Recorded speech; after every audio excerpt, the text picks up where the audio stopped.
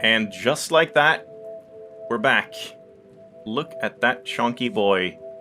Welcome. Oh, I clicked outside the window. Good start. Welcome to Rain World Downpour. A lot earlier than I expected to be here. I said I would probably hold off for quite a while and all of that stuff, but Ocupada, the publisher for this game, said no. Apparently I'm on some sort of official YouTuber mailing list, so you know I'm one of the big boys now, and yeah, they were like, Downpour's coming out, send us an email if you want a key. So I did, and here we are. I'm still a little late to the party though, it's been out for over a week I think, but finally we're here. There's been quite a few changes, and this first one we're probably gonna be a lot in the menu, going through some of the new remix settings and stuff. There's so much you can tweak and change, and I wouldn't mind some input if people know and what is or isn't significant and all of that stuff, if you want to weigh in with what to tweak. So we'll probably do that for quite a while, and then hopefully we can start one of these new slug cats. There's is it 5 new slug cats? So we have, this is a new thing too, it shows you the exact time you've spent in them for some reason. So we got Monk, we got I guess, eventually I'll want to finish Monk as well. Maybe, just to have a save where everyone is a nice little that shape. So yeah, here we go. We got the Gourmand, an indulger of the simpler pleasures in life. Carrying the world in your stomach gives you many tactical advantages, but comes at an increased cost of sustainability. So I don't know exactly what that means, if it's just you can, regurgitate more things or something. You can swallow maybe up to 3 items and cycle through them, and I don't know. We'll have to see. We'll have to experiment. There's the Artificer, or however you want to pronounce it. I think there's multiple, valid pronunciations. A fierce combatant, master of pyrotechnics and explosives, keen to move up in the food chain. Your journey will surely be one lined with constant bloodshed and warfare, which seems like what Hunter was already doing, so this is just crazier Hunter, I guess. There's also custom colors. You can completely tweak how you want your slug cat to look, which is very interesting. The Rivulet, or Rivulet, I don't know, breathes underwater and moves through the world with ease. These adaptations are essential, as you will be pitted against a world of increasingly frequent floods, where time is of the essence. So, just better in every way, but the cycles are much shorter, I suppose. And the Spearmaster, an abnormality who feeds using needles pulled from its body. A traveler from a faraway land, a feeling in your depths sets you out once again, messenger. That's a very cryptic description compared to the other ones. And the Saint, clear the game as Rivulet or Spearmaster to unlock. So we can't know what this one is at this point. But there we go, those are all the new slug cats, and there's also new regions apparently. For some reason I can't even go into regions. I'm not entirely sure why not. Yeah, not too sure about that. I mean, I still have, there's a new collections thing that's empty, but I did confirm I still have all of my sandbox stuff and everything unlocked, so, and my saves are here, so I'm not entirely sure why regions is blocked out, if it's because of this expedition thing. So, let's just get into the remix settings, I suppose. And again, this will probably take a while, so if you have no interest in this, probably just skip this entire episode, or at least skip ahead, we'll see. I'll probably make some timestamps or something. So, these mods all came with Rain World Downpour. They've now added, internal mod support in that sense. You don't need to worry about external mod installations and enabling and all of that. In case you didn't see, I did 2 streams of Rain World. Hunter mode, I managed to complete it. First try, which was surprising. I thought there would be a lot more issues in that. And during that, I tried to install a mod and just kept, messing things up. The Soon TM mod, which should be built into the game now, I think, so I don't think we need to worry about that anymore. Maybe. And there's just tons and tons of fixes as well. But these all came with the game, except for Sharpener. So Sharpener, thankfully, we can still do for proper resolution, but I have noticed that it's a little janky. You can't do the different types of scaling anymore, and it doesn't really properly load on launch all the time, so some minor issues that I hope maybe gets worked on eventually as mod makers and Video Cult like figure out how to best implement the mods or something. So here's where everything comes in. We get Rain World Remix, which just changes, like, it says it's like, I don't know if these are just fans or if it's, because it is like officially endorsed, at least at this point, and there's just tons and tons of customization here. So let's just go through it. So we can have a speedrun timer, no thanks. Hide rain timer, most of these things that are enabled were enabled by default, and again, I'm not entirely sure how I want to do all this, so you'll have to weigh in as well if you care. Hide rain timer in safe areas. I don't really know, like, why you would want to. I guess, like, you're in the wall or you're in 5p and there is no rain, then you don't see the rain timer, but isn't that just confusing? So, I don't know, it was enabled. I might leave it on. I think a lot of these were enabled that maybe we want to disable. Loading screen tips. Periodically shows tips and tutorials during the loading screens between cycles. I guess? Sure. Why not? Just see what that's all about. There's extra tutorials as well. We'll see what those are, if they're too overbearing and annoying. Stronger bottomless pit indicators. This one was not enabled, but I'm gonna enable it, because yep, that's like one of my main complaints about the visuals of this game. It is very hard to tell what is or isn't a bottomless pit sometimes, depending on, like, the background of that screen. Some of them that are open, it's very clear. Some of them that are, like, kind of in dark, grimy screens, you barely can tell at all. And yeah, I've died plenty of times because of that, so we'll see how strong that is. That seems very nice. Show underwater shortcuts.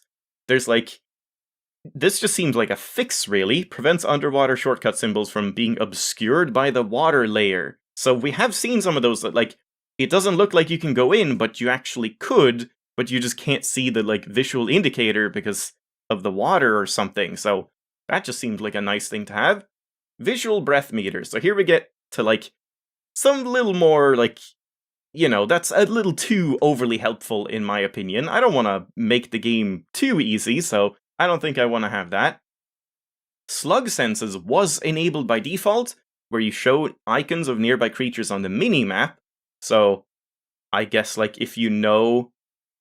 I'm guessing this is here to prevent the thing where you go through a tunnel and there's just a lizard sitting there with its mouth open and just clamps down as soon as you go through. So you get near a tunnel, you check your map, and you see your slug senses, oh shit, there's a thing in there.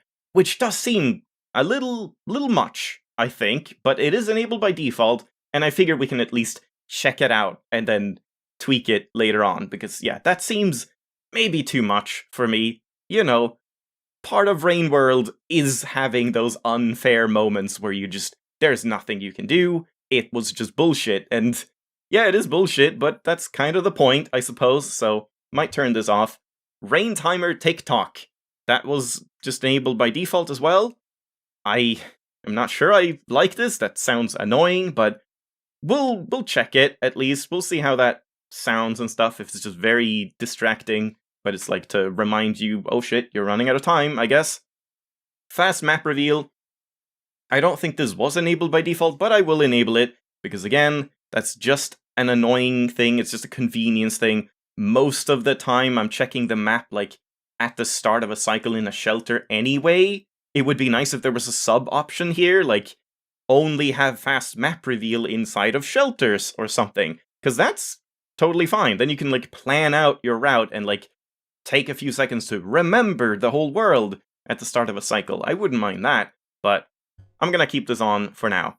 Threat music visual pulse, this just kind of seems like an accessibility thing. Not really something you should have on, but if you're just hard of hearing or have issues with that or don't pay attention as much, or you know, want to talk to people, talk to friends while you play it, or play music in the background, then having some kind of visual indicator that there's something bad nearby seems like a pretty nice compromise. So this seems like just a nice option to have, but I probably won't use it. That was all the HUD stuff.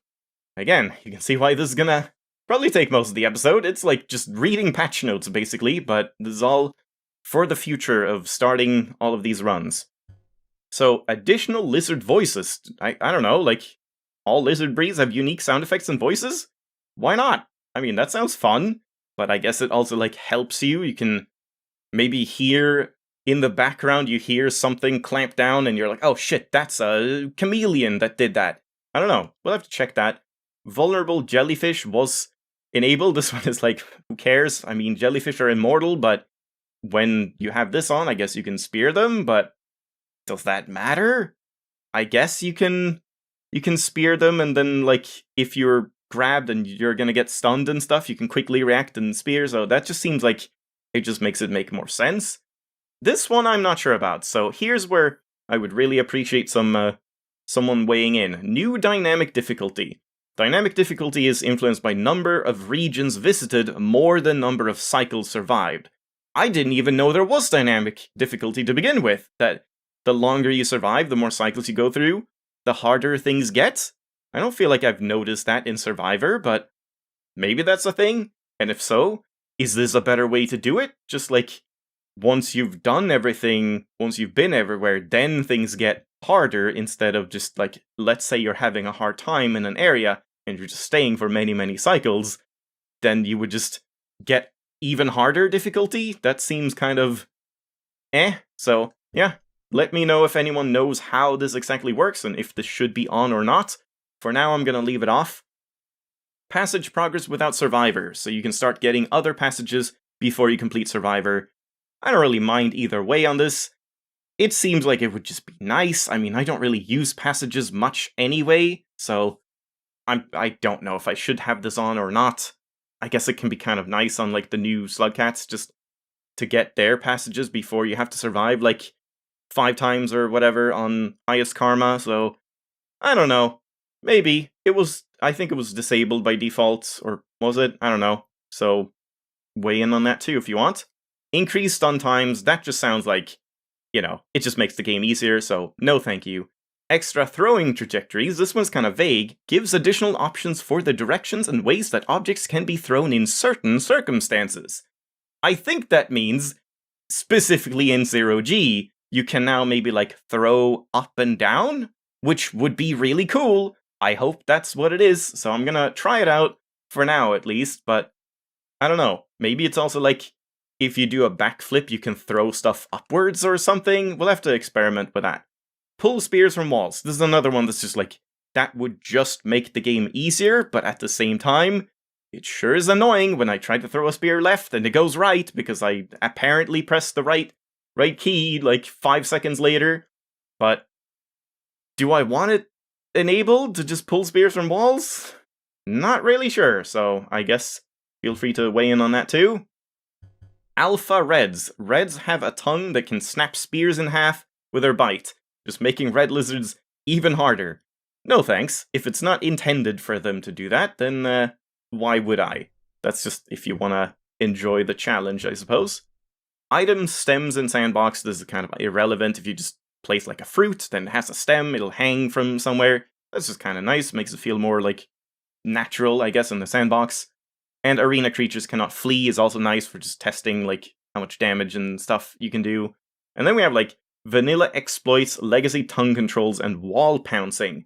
These are all mechanics that were just removed from the base game, and I guess you can just add them back in, but I don't see any reason to do that, so I probably won't do that. That was page 1. Now we have page 2. So we have some nice quality of life stuff that most of these were off, or at least these first ones, but I am absolutely gonna keep these on. Faster shelter opening. It's just annoying to have to wait at the start of a cycle.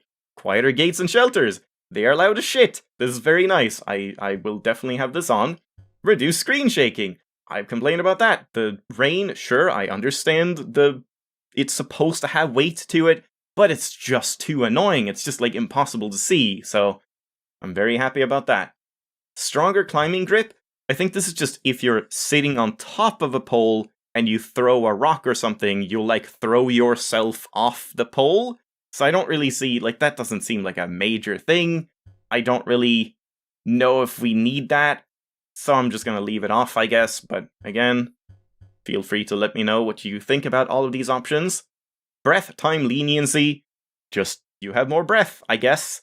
Like, I suppose it's just more leniency. It might not be that you have more breath total. It might be that in that time where you have like the last 5 seconds, you just stop being able to move, but with this on, you can move during that final time or something. So I'm just gonna keep it off, but I guess that would be kind of nice on certain slug cats.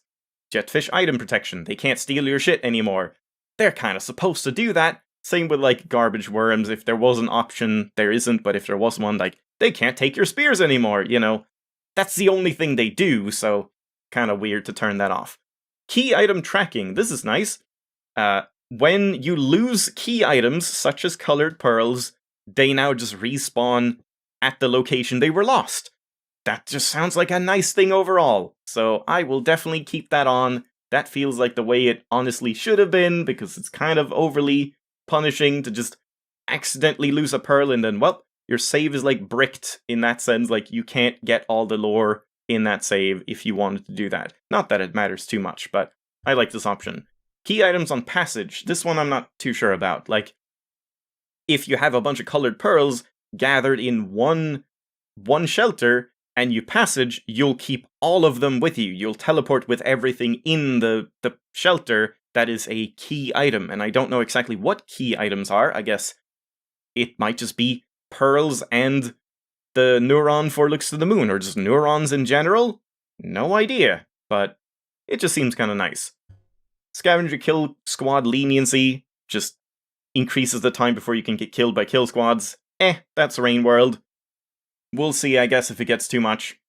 This one was disabled, but I want this on. Tweaked deer behavior. Adjust deer's behaviors and adds additional mechanics to influence their actions. So I think they're just a little more consistent with this, and I believe this actually does add the thing where you can like sit in their horns and then pull them in one direction to kind of like nudge them in the other direction and turn around and where to go and stuff. So that just seems like a nice thing. This probably won't matter because I'm not going to play Hunter for, ever. I don't know if I will ever be back in Hunter, but Hunter doesn't automatically grab Batflies. That's very nice because you never want to grab them ever. It's not worth it. No stealing Hunter Backspear. I didn't even know scavengers could steal my Backspear, but I think they deserve to. And then there's like minor assists, Monk Extended Breath, Monk Extra Light Assistance, so you can see more. Seems kind of nice. I don't know, maybe we'll do that just as an easy mode to clear out Monk, just to get it as easy as possible and just as quick as possible and see how easy can Rain World get. Might be like a fun stream or something to do. Wiggle out of grasps. This is a minor assist apparently. That sounds pretty massive to me. Gives a chance of escaping from different grasps by rapidly wiggling with the movement buttons. So there's another one I would love to hear some input on. This sounds way too good to me, but at the same time, I have also mentioned, I wish there was a way. Like, if you take long enough, if they're just wasting so much time, you should get a chance to get out without, like, external sources. So, I'm kind of tempted to turn this on, but for now, I'm gonna leave it off. So, let me know what you think. No randomized cycle durations. It's always the longest duration possible. Just makes the game easier, and yeah, I don't really feel like that's necessary. Centipede pipe protection, this is such a niche thing, like, yes, we have had it happen where I get grabbed by a centipede and then you go through a tunnel and then the centipede is still holding you and then you die. But it's so infrequent that I don't feel like you need to change that. And then here we have like major things, you can just swim boost as much as you want, you can change your hunter cycles and how many cycles you get from 5p, and you can just slow down the entire game permanently, just play at 60% speed or whatever if you really want to. Just to make everything easier. There's in Monk, apparently you open a gate once and it just stays open permanently, which actually sounds kind of cool. That sounds fun to do. You can also just disable all karma requirements permanently. So these are kind of nice for just like exploring around and testing stuff, but probably won't do it. So those are all the remix options. Oh boy, at this rate, this is going to be like Downpour episode 0.5 before we actually get started, I guess. I might just do that, just an options menu episode, and then we actually get started in episode 1.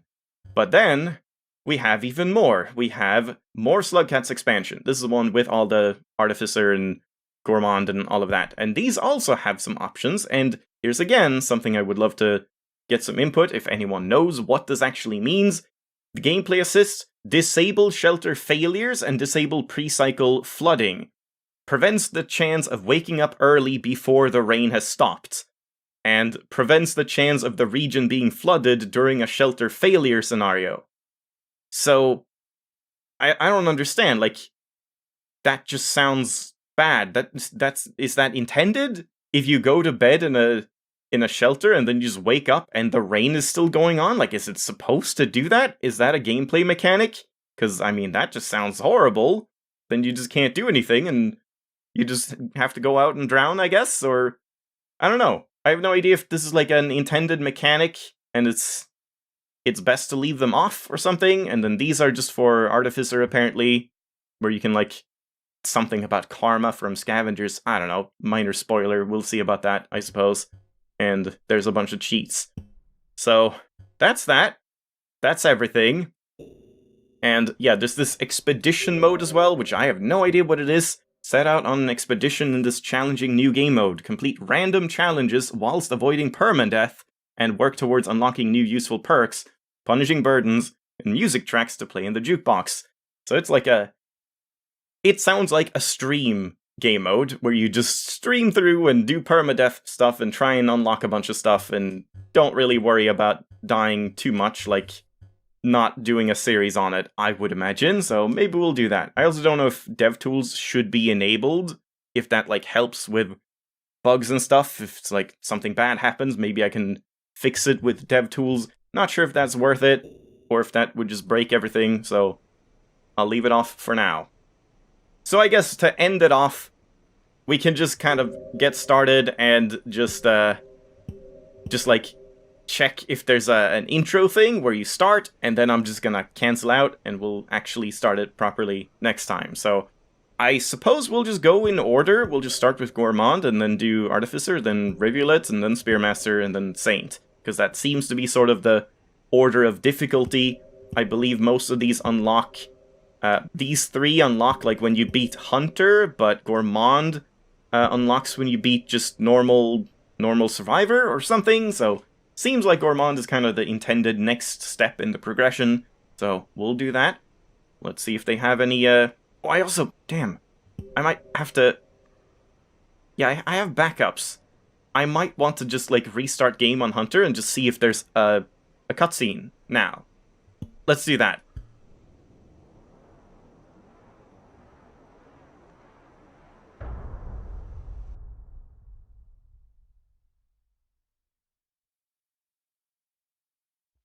There's not. God damn it, Hunter. Okay, I don't know what the hell is going on with Hunter and, like, these supposed cutscenes. Oh well. I guess that's nothing. Okay, but then Gourmand. Oh, this has a cutscene.